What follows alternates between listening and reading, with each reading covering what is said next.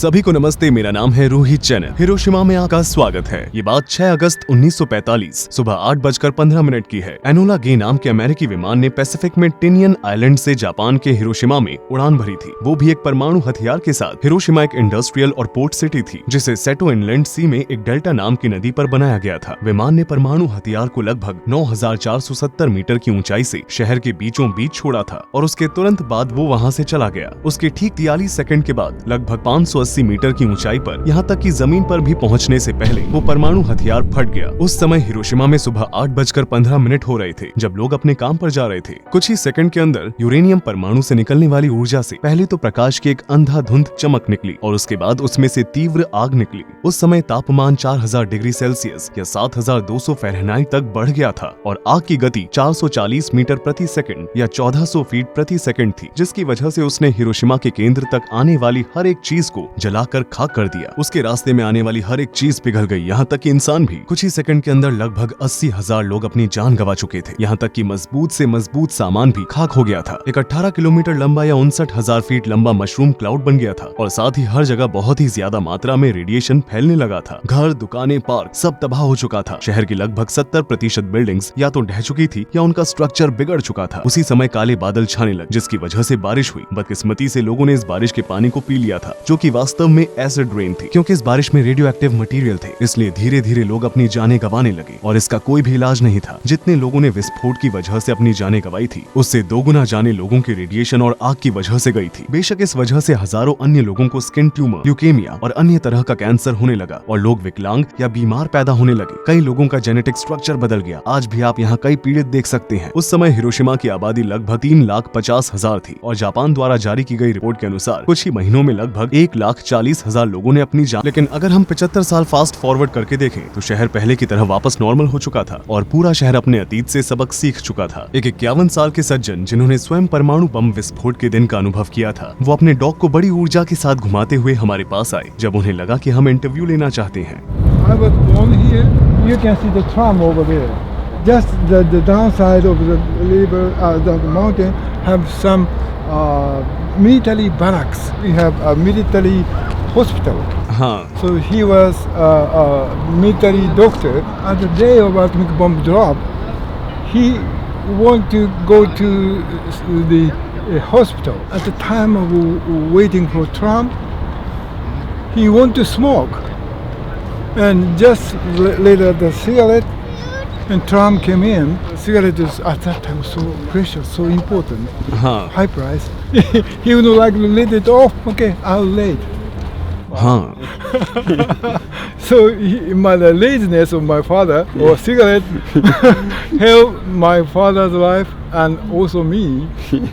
My mother, she is a lieutenant. 8 in the morning in the summertime, so noisy. The birds or cicadas or some bugs, insects.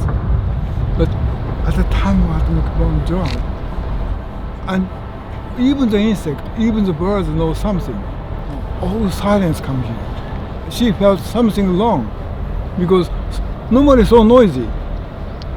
Hot humidity day in the morning, no birds singing, no insects calling. अच्छा, So she felt something wrong. Then house is blown out. I was living here. I know what's happening. अमेरिकियों के बारे में आपकी क्या राय है?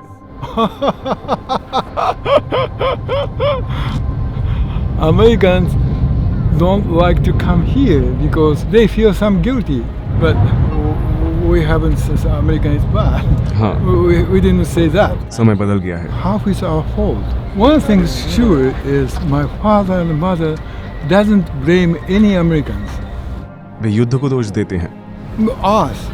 हाँ, So this is the reason I speak English. When the American army come here, the English education is obligation. We have to learn. But when I was 9 years old, my mother insisted me to go to the cram school. So I said, Mom, I don't know what they're talking. I cannot speak even Japanese well. But my mother insists me speak English. हाँ, Tears dropped her eyes and said, "Oh my poor boy, you know we lost the war.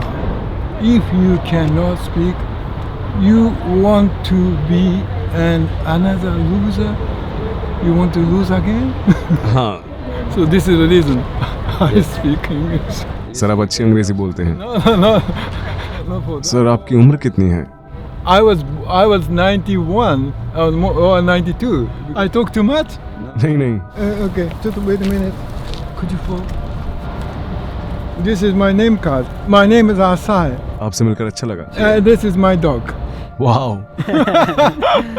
And I say, जेनबाकुडोम, जो कि विस्फोट होने वाली जगह से केवल 150 metre की दूरी पर है, उसे भूकंप में गिरने से बचने के लिए सॉलिड कंक्रीट के साथ बनाया गया था। ये उन कुछ बिल्डिंग्स में से एक थी जो विस्फोट के बाद भी बरकरार रही, लेकिन इसके मजबूत स्ट्रक्चर के बावजूद विस्फोट के कुछ ही सेकंड के अंदर इसके अंदर मौजूद सभी लोग राख में बदल गए। और हिरोशिमा पीस मेमोरियल म्यूजियम में नवीनतम तकनीक का इस्तेमाल करके विजुअल एग्जिबिशंस तैयार किए गए हैं। इसके अलावा पीड़ितों के बचे हुए कपड़ों से लेकर उनके जीवन की कहानियों तक, और यहाँ तक कि वो सभी चौंकाने वाली जानकारी जो आपको वापस उस दिन का अनुभव करवा सकती है, वो यहाँ पर मौजूद है। बीच में जो लौ यानी फ्लेम है, वो 1964 से लगातार जल रही है। ये तब तक जलती रहेगी जब तक दुनिया के सभी परमाणु हथियारों को हटा नहीं दिया जाता और दुनिया से परमाणु का खतरा पूरी तरह से टल नहीं जाता। फुकुरोमाची बिल्डिंग एक एलिमेंट्री स्कूल है जो ब्लास्ट होने वाली जगह से थोड़ी ही दूर पर है। यहाँ करीब 160 छात्रों और शिक्षकों ने अपनी जान गंवा दी थी। बिल्डिंग के अंदर कई टूटे फूटे भाग भी हैं और केवल 100 मीटर की दूरी पर सदाको सासाकी की मूर्ति है। ये कहानी कुछ इस प्रकार है। उनके घर के 2 किलोमीटर के दायरे में विस्फोट होने के बाद भी किस्मती से सदाको नाम की 2 साल की बच्ची और उसका परिवार बच गया था, क्योंकि उसके परिवार को लगा कि सब शारीरिक रूप से स्वस्थ और खुश हैं, तो उन्होंने अपनी बेटियों को बाकियों के साथ स्कूल भेजना जारी रखा। लेकिन सिर्फ 1954 तक, क्योंकि बाद में ये बात सामने आई कि उस छोटी लड़की को ब्लड कैंसर था। जब वो स्कूल में दौड़ते समय अचानक गिर गई और उसकी गर्दन और कान के पीछे अजीब सी सूजन आ गई। उसके आसपास के लोगों ने उस छोटी सी बच्ची से कहा कि अगर वे कागज के 100 क्रेन बनाएगी तो वो पूरी तरह से ठीक हो जाएगी। उम्मीद से भरपूर सदाको ने क्रेन बनाना शुरू कर दी, लेकिन वो इतनी देर जीवित नहीं रह सकती जितने में वो 1000 क्रेन बना सकती। जीने की आस में रहने वाली बच्ची ने अस्पताल में रहने के दौरान 644 क्रेन बनाए। उसके बाद उसकी मृत्यु हो गई। आज की तारीख में दुनिया भर के बच्चे उसके लिए क्रेन बनाते हैं। 1000 क्रेन को 1000 से भी ज्यादा बार बनाया गया है। ये सभी कागज के बने क्रेन इस मॉन्यूमेंट के चारों ओर लगाए गए हैं और ओरिजुरु टावर में विजिटर्स खुद अपने पेपर क्रेन बना सकते हैं। इसलिए मैंने खुद भी एक बनाया और 12वीं मंजिल से उसे नीचे फेंक दिया। मैंने जो कागज फेंका वो सदाको के सपनों के साथ मिला हुआ था।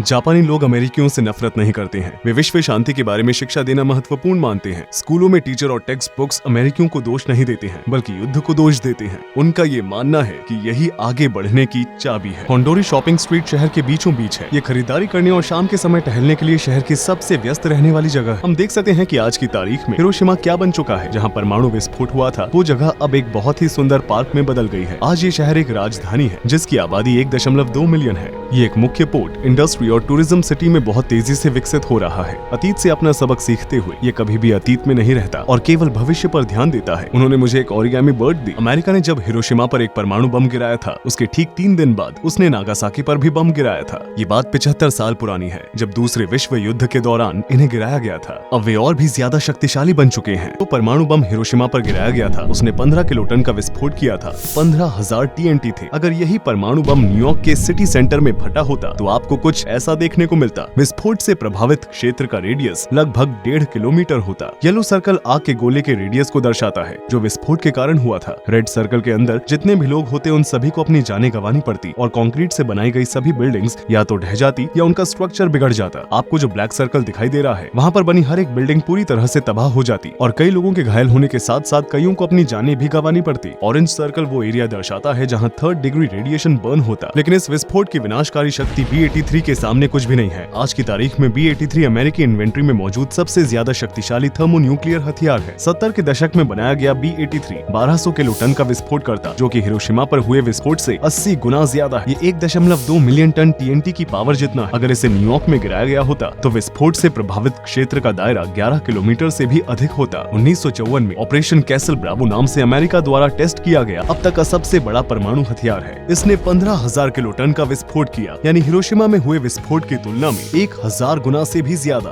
अगर इसे न्यूयॉर्क में गिराया जाता तो विस्फोट से प्रभावित क्षेत्र का रेडियस 35 किलोमीटर से भी ज्यादा होता। हालांकि इससे भी ज्यादा शक्तिशाली एक परमाणु हथियार मौजूद है। 30 अक्टूबर 1961 में सोवियत संघ द्वारा सार बॉम्ब नामक एक विस्फोट किया गया था, जो अब तक का सबसे बड़ा विस्फोट है। इसमें 50,000 किलोटन का विस्फोट हुआ था, यानी कि हिरोशिमा पर गिराए गए परमाणु बम की तुलना में 3300 गुना ज्यादा। और उसकी वजह से मशरूम क्लाउड इतना बड़ा था कि पृथ्वी पर मौजूद हर एक चीज उसके सामने छोटी लग रही थी। अगर इसे न्यूयॉर्क पर गिराया जाता तो विस्फोट से प्रभावित क्षेत्र का रेडियस 50 किलोमीटर से भी ज्यादा होता और ये आज भी अंतरिक्ष से दिखाई देता। जार परमाणु बम को 50 साल पहले बनाया गया था और ऐसा माना जाता है कि आज की तारीख में दुनिया में लगभग 15,000 परमाणु हथियार हैं। अगर 1963 में परमाणु अप्रसार संधि पर हस्ताक्षर नहीं किया गया होता तो दुनिया में आज बहुत ज्यादा शक्तिशाली परमाणु हथियार होते। आखिर में मैं आपको सुतोमी यामागुची की कहानी बताना चाहता हूँ। यामागुची मित्सुबिशी के लिए काम किया करते थे, जिसे आज हमें कार ब्रांड के रूप में जानते हैं, और वे अगस्त 1945 में एक बिजनेस ट्रिप पर हिरोशिमा गए थे। उन्हें ट्रेन स्टेशन की तरफ जाते हुए ये एहसास हुआ कि वे अपनी टिकट भूल गए हैं, जो कि विस्फोट होने वाली जगह के पास थी। वे अपने ऑफिस पहुंचे, जो विस्फोट होने वाली जगह से थोड़ी आगे थी, और उस समय उन्होंने आसमान से गिरता हुआ